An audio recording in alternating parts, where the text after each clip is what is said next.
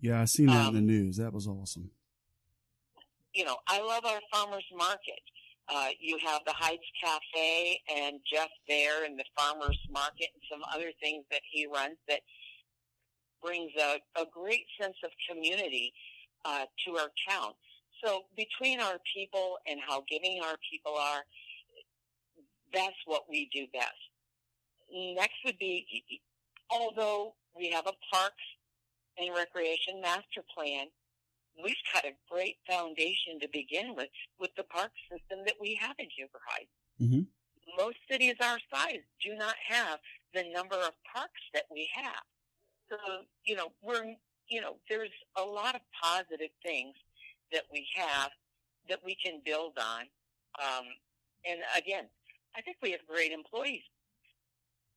When you have an employee that's in there on a holiday, sending out emails, getting the next city event, the details finalized with people, what more could you ask for than city employees that are that dedicated and that concerned about doing a good job?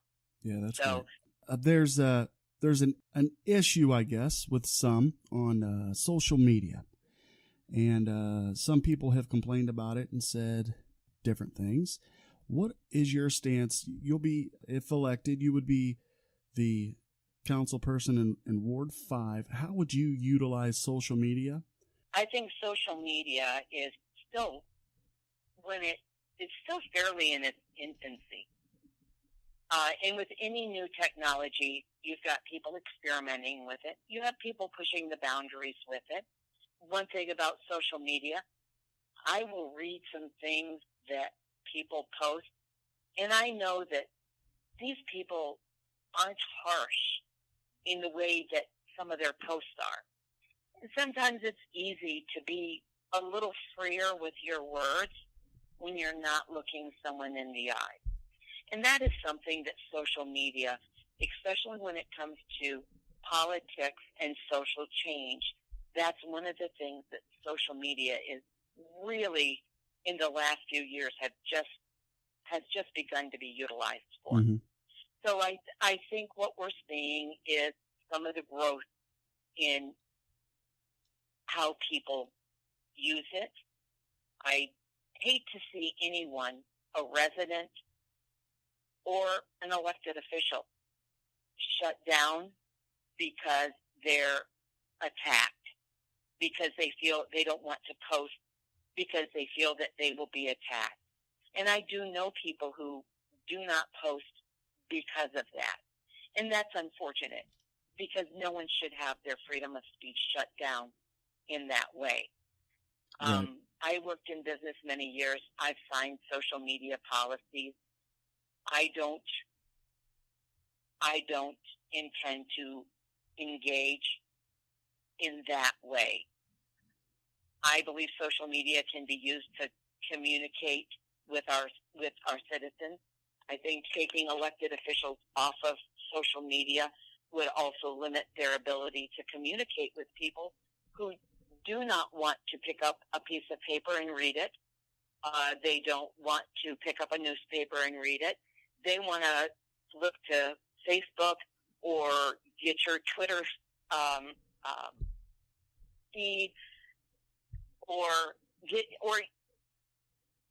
whatever else is yet to come along the line in social media and find out what's happening that way.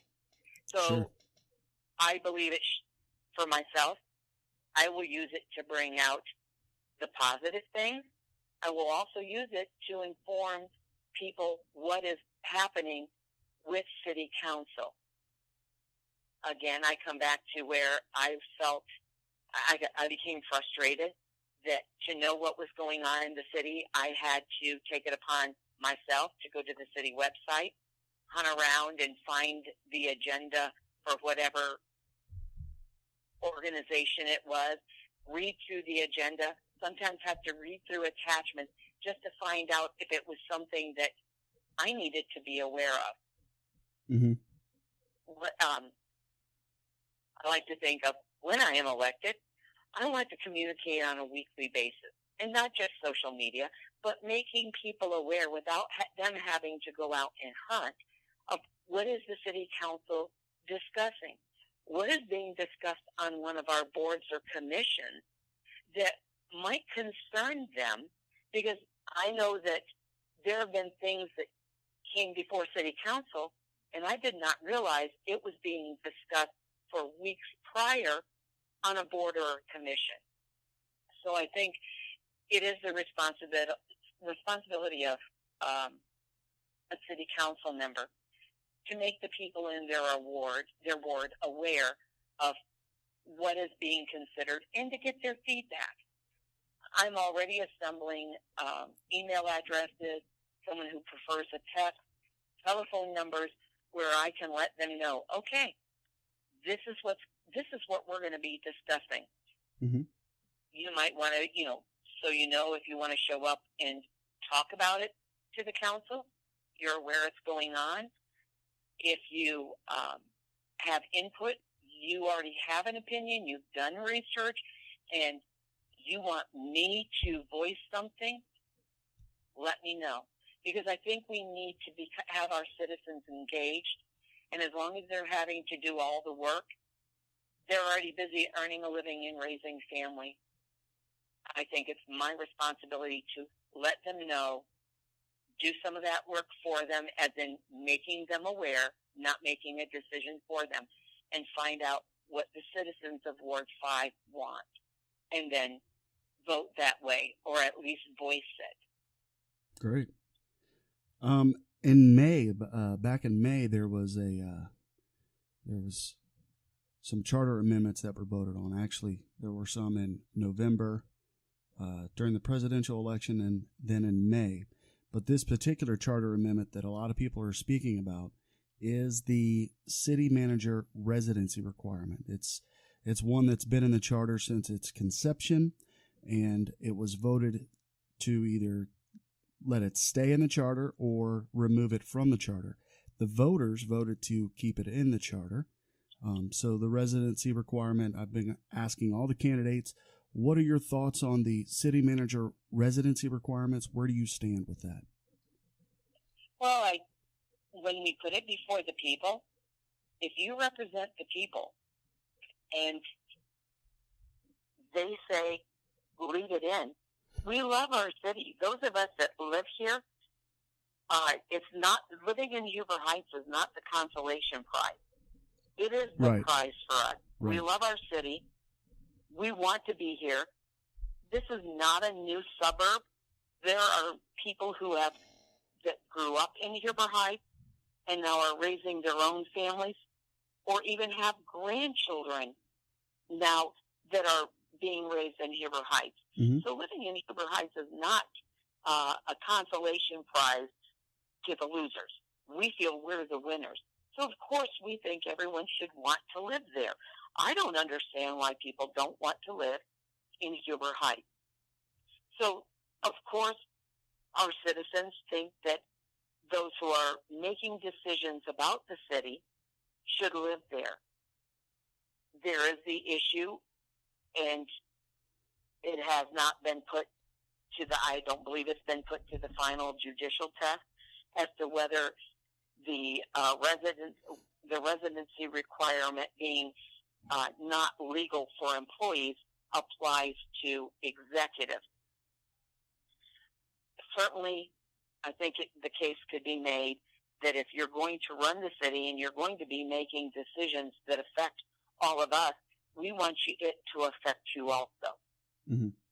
So, again, representing the citizens, I would have to stand behind their request that it stay in the charter.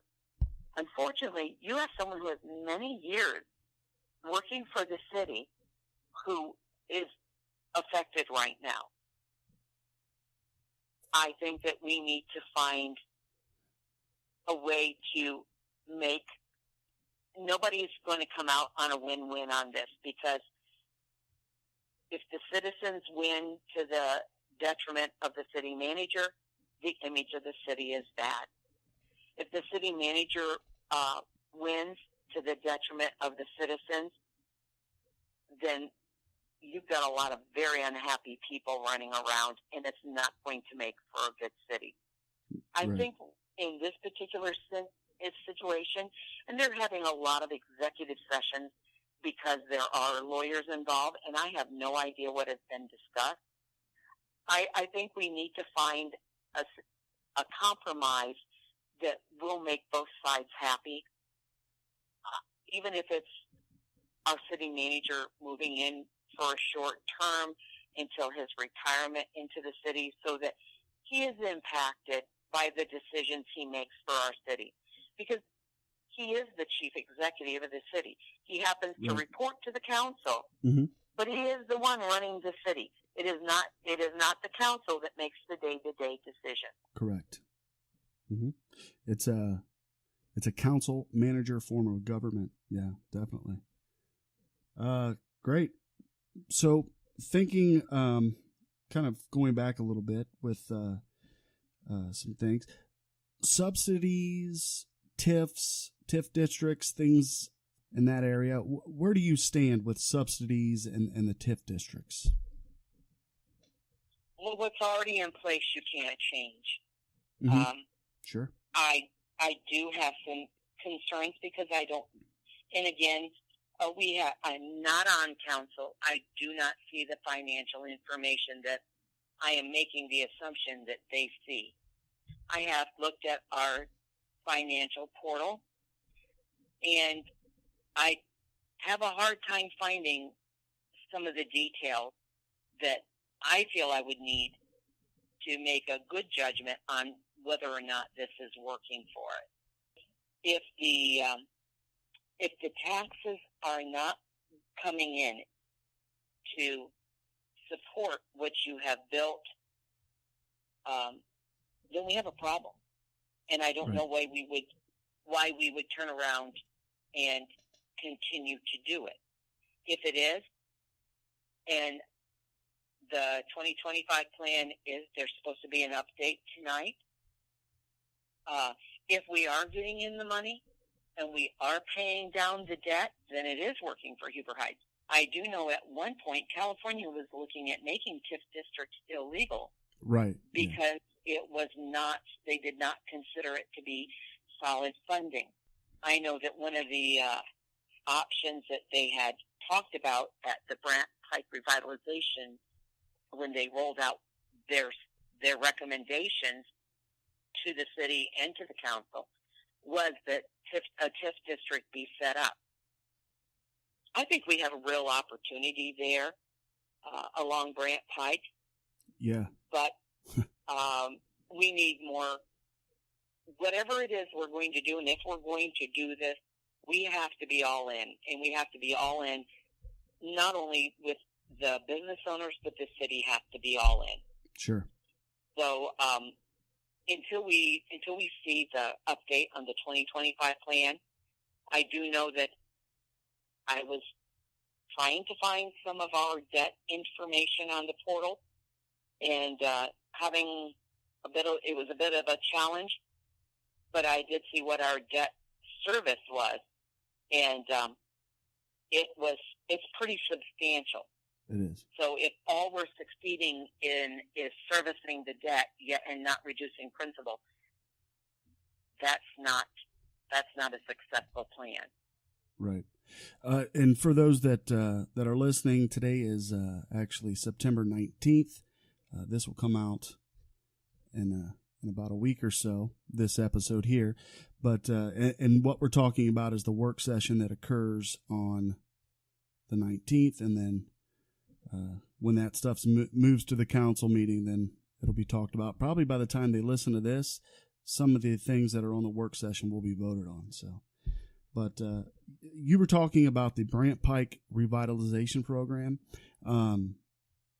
What are your thoughts on that? Some people are saying they kind of stalled that. Where are you sitting? Well, I think it definitely stalled. When the council met on it, some of the leaders that were there speaking were trying to, not our council members, were trying to get a commitment from the council that they would be supportive of this, that they would be on board with going forward with this.